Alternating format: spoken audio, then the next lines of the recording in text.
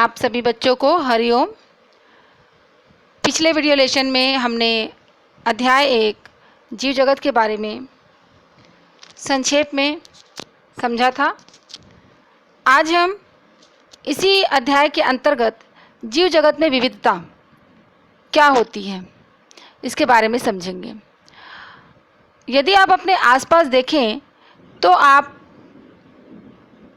जीवों की बहुत सारी किस्में देखते हैं, है ना। इसी प्रकार पौधों की भी बहुत सारी किस्में देखते हैं, कीट, पक्षी, पालतू अथवा अन्य प्राणी, यानी हम अपने आसपास विभिन्न प्रकार के जीव जंतु देखते हैं।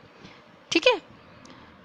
बहुत से ऐसे भी जीव होते हैं जो हमको अपनी आंखों से दिखाई नहीं देते हैं, लेकिन हमारे आसपास वो होते हैं। यदि आप अपने अवलोकन के क्षेत्र को और ज़्यादा बढ़ाएं तो आपको विविधता की एक बहुत बड़ी श्रृंखला दिखाई पड़ेगी। स्पष्ट है। यदि क्या कहा गया, अवलोकन के क्षेत्र को और ज़्यादा बढ़ाएं। कहने का मतलब यदि आप किसी सघन वन में चले जाइए जो काफ़ी घना हो, घने जंगल में चले जाइए जहाँ पर बहुत सारे पेड़ पौधे हों, है ना, तो वहाँ पर विविधता की ये जो श्रृंखला है हमको बहुत बड़ी श्रृंखला दिखाई देगी। वहाँ पर आपको जीवों की वहाँ पर बहुत बड़ी संख्या दिखाई देगी, अलग अलग प्रकार के जीव दिखाई देंगे, उनकी कई सारी किस्में आपको दिखाई देंगी। प्रत्येक प्रकार के पौधे, जंतु अथवा जीव जो आप देखते हैं किसी एक जाति का प्रतीक होता है ना। हम अलग अलग प्रकार के पौधे देखते हैं, गुलाब का पौधा, गेंदे का पौधा, है ना। इसी प्रकार जंतुओं में देखते हैं हम शेर है, गाय है, बंदर है, मनुष्य है। ठीक है। इसी प्रकार सूक्ष्म जीवों की भी। ठीक है। तो हम जितने भी अलग अलग प्रकार के जो जीव जंतु देख रहे हैं वह सभी किसी न किसी एक जाति का प्रतीक होते हैं। जैसे मनुष्य जाति कह रहे, मानव की जाति आ गई। बंदर करें तो बंदरों की जाति हो गई, है ना। पौधों में यदि हम पौधों की अलग अलग किस्मों के बारे में बात करें तो वो उनकी जातियां हो गई। अब तक की ज्ञात और वर्णित स्पीशीज की संख्या 1.7 मिलियन 1.7 मिलियन से लेकर 1.8 मिलियन तक हो सकती है। ठीक है। अब तक यानी अभी तक इतने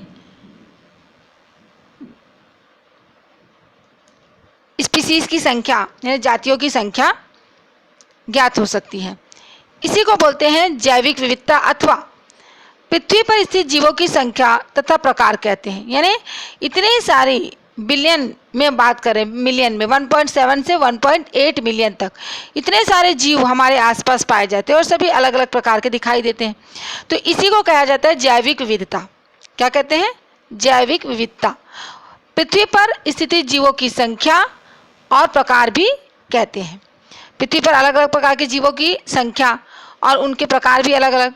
तो यहाँ पर यह बात आपको याद रखना है कि जैसे जैसे हम नए तथा यहाँ तक कि पुराने क्षेत्रों की खोज करते हैं तो हमें नए नए जीवों का पता चलता है।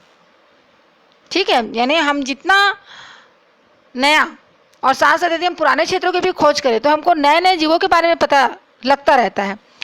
जैसा कि अभी आपको बताया गया कि विश्व में कई मिलियन पौधे और प्राणी हैं, है ना। 1.7 to 1.8 काफ़ी संख्या है।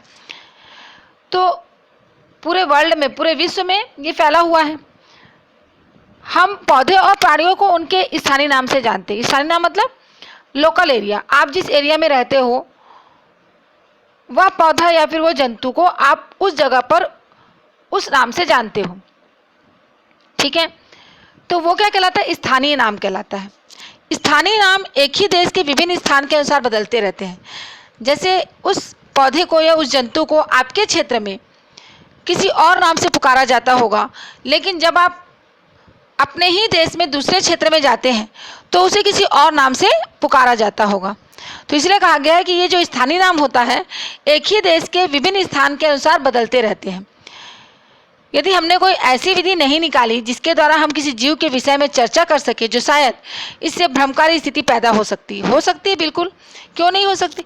देखिए क्या होगा, जैसे आपके जगह पर, आपके एरिया में किसी भी जंतु का जो नाम है ना, उसे आप अपने एरिया के हिसाब से जानते हैं, परंतु जब आप दूसरे एरिया में जाते हैं, अपने ही देश में दूसरे एरिया में जाते हैं और आपने उस जंतु या उस पौधे को वहाँ पर देखा और आप अपने स्थान के नाम के आधार पर, आपके स्थान पर जिस नाम से उसे पुकारा जाता है उस नाम के आधार पर उसे वहाँ पर पूछा या आप बताया, तो वहाँ पर रहने वाले लोगों के लिए वह भ्रम की स्थिति पैदा करेगा। तो प्रत्येक जीव का एक मानक नाम होता है जिससे वह उसी नाम से सारे विश्व में जाना जाता है और इस प्रक्रिया को नाम पद्धति कहते हैं। क्या कहते हैं? नाम पद्धति। स्पष्टता नाम पद्धति तभी संभव है जब जीवों का वर्णन सही हो और हम ये जानते हो कि यह नाम किस जीव का है। इसे कहते हैं पहचानना। ठीक है, मानक नाम होता है प्रत्येक जीव का जो ऑल ओवर पूरे वर्ल्ड में एक समान ही होगा। आप कहीं भी जाओगे उस मानक नाम से आप उसको बताओगे तो ऑल ओवर वर्ल्ड में उसे जान लिया जाएगा, जिससे वह उसी नाम से सारे विषय में जाना जाता है। तो इस प्रक्रिया को क्या कहा गया? नाम पद्धति। स्पष्टता नाम पद्धति कब संभव है? जब उस जीव का वर्णन सही हो और हम ये भी जानते हो कि यह नाम किस जीव का है, तो उसको बोलते हैं पहचानना। क्या कहते हैं? पहचानना। इसके लिए मैं एक छोटा सा एग्जाम्पल यहाँ पर दूँ आपको। गौरैया जो चिड़िया है, हमारे इधर गौरैया नाम से जो आंगन में अक्सर खेलती हुई एक चिड़िया दिखाई देती है, जिसे छत्तीसगढ़ में बावन चिड़ई करके भी बोलते हैं, है ना, उसी को आंध्रा में पिच्चुका कहते हैं। आंध्रा में उसे पिच्चुका कहते हैं। तो अलग अलग जगहों पर अभी हम जिस नाम से यहाँ पर जानते हैं गौरैया के नाम से, उसको जब हम आंध्रा में जाएंगे और हम बोलेंगे गौरैया चिड़िया, तो वहाँ पर वो उस चीज़ को नहीं समझ पाएंगे और अगर वो पिच्चुका बोलते हैं तो हमें समझ में नहीं आता है। तो इस प्रकार इस चिड़िया का एक मानक नाम होना जरूरी है जिससे कि हम कहीं भी जाएं तो उसको जाना जा सके। जैसे उसका नाम है पैसर डोमेस्टिकस। पैसर डोमेस्टिकस के नाम से यदि आप कहीं पर भी बोलोगे ऑल ओवर वर्ल्ड में तो उसी चिड़िया को दिखाया या बताया जाएगा आपको।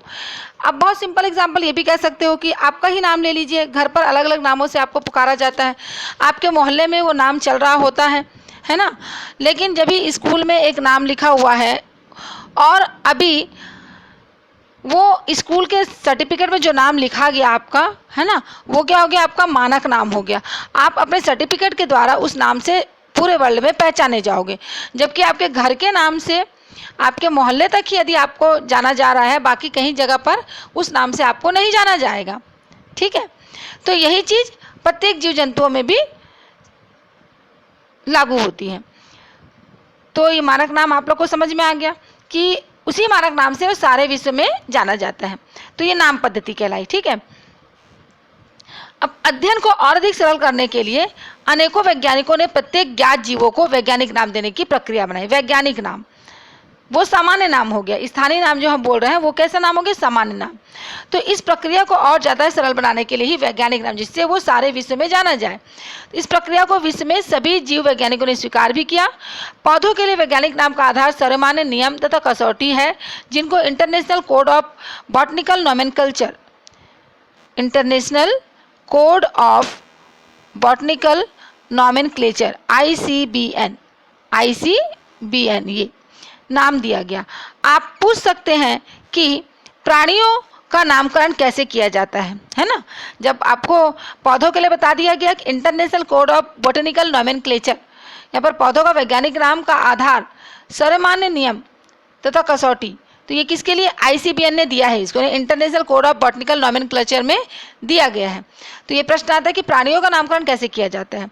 तो प्राणी वर्गीकी वेदों ने international code of zoological nomenclature पौधों के लिए जैसे बनाया गया उसी प्रकार जंतुओं के लिए भी बनाया गया है, प्राणियों के लिए भी बनाया है, जिसको बोलते हैं international code of zoological nomenclature ICZN ये।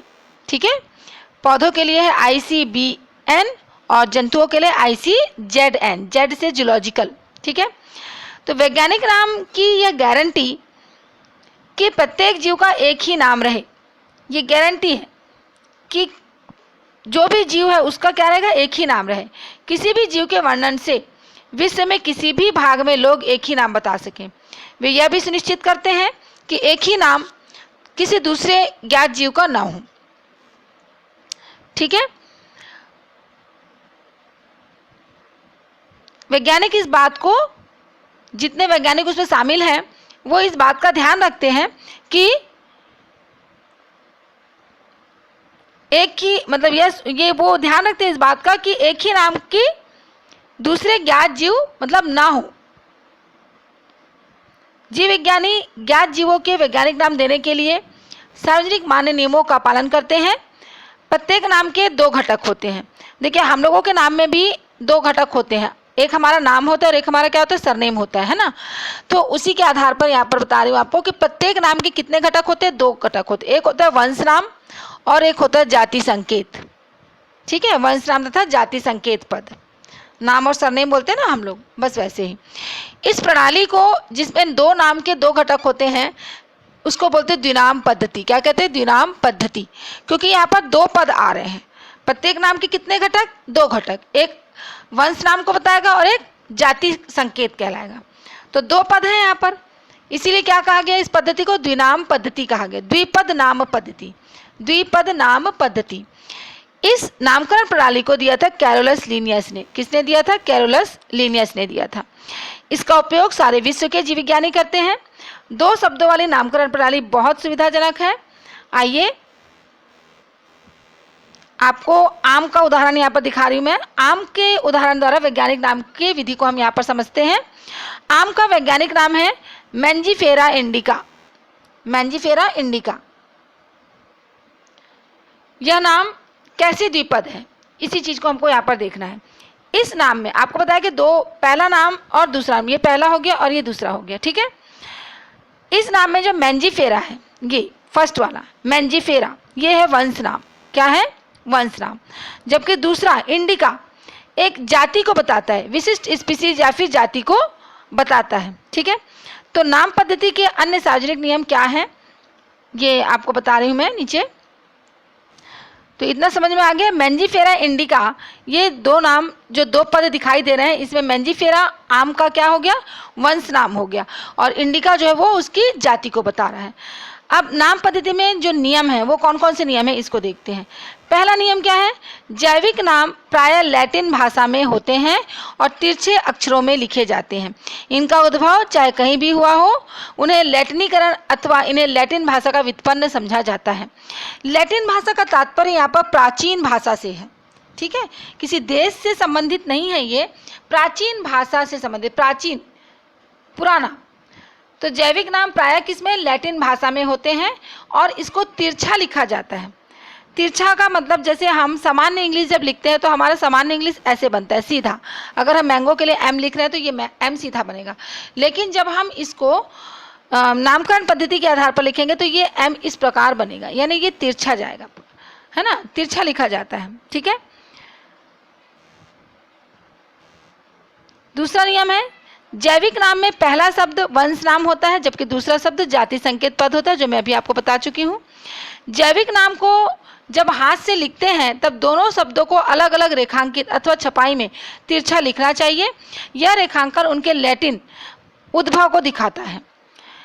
पहले अक्षर जो वंश नाम को बताता है वह बड़े अक्षर में होना चाहिए। कहने का तात्पर्य है अंग्रेजी के कैपिटल लेटर में होना चाहिए, अर्थात जैसे हमने एम लिखा तो वो एम कैसा लिखाएगा, कैपिटल लेटर, सॉरी, ये इस प्रकार लिखेंगे हम, है ना, ये हमारा कैपिटल लेटर का एम हो गया। ठीक है, तो जो वंश नाम है उसका पहला लेटर कैसा रहेगा, कैपिटल लेटर रहेगा। जबकि जब हम जाति संकेत में जाएंगे तो उसका फर्स्ट लेटर कैसा रहेगा, स्मॉल लेटर रहेगा। ठीक है, इंडिका बोले हैं तो ये एम के लिए पूरा मैंगीफेरा लिखेंगे, मैंगीफेरा। तो मैंगीफेरा में सिर्फ एम जो है वो आपका क्या रहेगा, कैपिटल रहेगा, बाकी पूरा स्मॉल लेटर रहेगा। और जैसे ही हम इंडिका लिखेंगे तो इंडिका में पहला लेटर आई, पहला लेटर आई जो है वो स्मॉल रहेगा, इस प्रकार स्मॉल रहेगा, और बाकी सारे लेटर स्मॉल रहेंगे उसके। ठीक है, तो स्टार्टिंग वाला जो है मैंगीफेरा में एम कैपिटल, उसका बाकी जो स्पेलिंग है वो सारे स्मॉल लेटर में रहेंगे। इंडिका लिखेंगे तो इंडिका में फर्स्ट लेटर आई जो है वो कैसा रहेगा, स्मॉल रहेगा, साथ ही साथ सारे लेटर्स स्मॉल लेटर में ही रहेंगे और सभी तिरछे लिखे जाएंगे। ठीक है, तो इस प्रकार इन नियमों के तहत वैज्ञानिक नामकरण किया जाता है। जाति संकेत के बाद अर्थात जैविक नाम के अंत में लेखक का नाम लिखते हैं और इसे संक्षेप में लिखा जाता है। जैसे कि मैंजीफेरा इंडिका ये जो लिखा हुआ है, इसमें आपको लिन LIN लिखते हैं। इसका अर्थ है लीनियस, ठीक है, वो लेखक का नाम होता है, जिसने पहली बार दे दिया उसी का नाम वहाँ पर लिखा जाता है, ठीक है। यद्यपि सभी जीवों का अध्ययन करना लगभग असंभव है, इसलिए ऐसी युक्ति बनाने की आवश्यकता है जो इसे संभव कर सके। इस प्रक्रिया को वर्गीकरण कहते हैं, ठीक है। इतने सारे जीव हैं और इन सारे जीवों का अध्ययन करना बहुत ही नामुमकिन सा कार्य है, असंभव सा कार्य है। इसीलिए ऐसा कुछ होना चाहिए, ऐसी कोई युक्ति बनाई जानी चाहिए जिससे इसको क्या किया जा सके, संभव किया जा सके। तो सभी जीवों को सरलतापूर्वक अध्ययन किया जा सके, इस प्रक्रिया को बोलते हैं वर्गीकरण, ठीक। तो वर्गीकरण वह प्रक्रिया है जिसमें कुछ सरलता से दृश्य गुणों के आधार पर सुविधाजनक वर्ग में वर्गीकृत किया जा सके। उदाहरण के लिए पौधे अथवा प्राणियों और कुत्ता, बिल्ली अथवा कीट को सरलता से पहचान लेते हैं। जैसे ही हम इन शब्दों का उपयोग करते हैं, उसी समय हमारे मस्तिष्क में इन जीवों के ऐसे कुछ गुण आ जाते हैं जिससे उनका उस वर्ग में संबंध होता है। जब आप कुत्ते के विषय में सोचते हो तो आपके मस्तिष्क में क्या प्रतिबिंब बनता है? स्पष्टतः आप कुत्ते को ही देखोगे, न कि बिल्ली को। जाहिर सी बात है, स्वाभाविक है, आपने कुत्ते देखे हुए हैं, बिल्ली देखी हुई है। जैसे ही आप किसी भी कुत्ते के बारे में सोच रहे हो, यानी इमेजिनेशन में भी कुत्ते के बारे में इमेजिनेशन में सोच रहे हैं हम, तो हमारे इमेजिनेशन में प्रतिबिंब भी किसका आएगा? कुत्ते का ही आएगा, न कि बिल्ली का। अब यदि एल्सेशियन के विषय में सोचे तो हमें पता लगता है कि हम किसके विषय में चर्चा कर रहे हैं, ठीक है। यानी यदि हमने एक कुत्ते की प्रजाति कह दिया है ना, तो हम उसी के बारे में सोचेंगे, पता लग जाएगा कि हम किसके विषय में चर्चा कर रहे हैं। इसी प्रकार मान लो हम स्तनधारी कहना है तो आप ऐसे जंतु के विषय में सोचेंगे जिसके बाएं कान और शरीर पर बाल होते हैं। इसी प्रकार पौधों में यदि हम गेहूं के विषय में चर्चा करें तो हमारे मस्तिष्क में गेहूं का पौधा आ जाता है। इसलिए ये सभी, चाहे कुत्ता हो, बिल्ली हो, स्तनधारी हो, गेहूं है, चावल है, पौधे, जंतु आदि सुविधाजनक वर्ग है जिनका उपयोग हम पढ़ने में करते हैं। इन वर्गों की वैज्ञानिक शब्दावली टेक्सा है। वैज्ञानिक शब्दावली क्या है? टेक्सा। तो यहाँ आपको स्वीकार करना होगा कि टेक्सा विभिन्न स्तर पर सभी वर्गों को बता सकता है। हमने एक चीज लिया, क्या? टेक्सा। ये कुत्ता, बिल्ली, स्तनधारी, गेहूं, चावल, पौधे, जंतु बहुत सुविधाजनक वर्ग हैं। हम बहुत आसानी से इनको पहचान लेते हैं। नाम लेने मात्र से हमारे मस्तिष्क में इनके पिक्चर्स आ जाते हैं, है ना। तो टेक्सा, वैज्ञानिकों ने एक शब्दावली दे दी इनके लिए, क्या? टेक्सा। तो यहाँ पर हमको ये मानना होगा कि टेक्सा जो होता है वो विभिन्न स्तर पर सभी वर्गों को बता रहा है। सही वर्गों को बता रहा है। पौधा भी एक टेक्सा है, गेहूं भी एक टेक्सा है, इसी प्रकार जंतु भी टेक्सा है, स्तनधारी भी टेक्सा है, कुत्ता, ये सभी क्या है? टेक्सा है। लेकिन क्या आप ये बता सकते हो कि कुत्ता एक स्तनधारी है और स्तनधारी प्राणी है? इसलिए प्राणी, स्तनधारी तथा कुत्ता विभिन्न स्तरों पर टेक्सा को बताता है ना। हमने स्तनधारी को भी टेक्सा कहा, कुत्ते को भी बोल रहे हैं एक टेक्सा है। लेकिन आपको ये मालूम होना चाहिए कि कुत्ता जो है वो एक स्तनधारी प्राणी है। इसीलिए प्राणी बोलेंगे अलग से तो टेक्सा, स्तनधारी बोले तो वो भी टेक्सा, और कुत्ता बोल रहे हैं तो भी विभिन्न स्तरों पर टेक्सा को ही बताता है, ठीक है।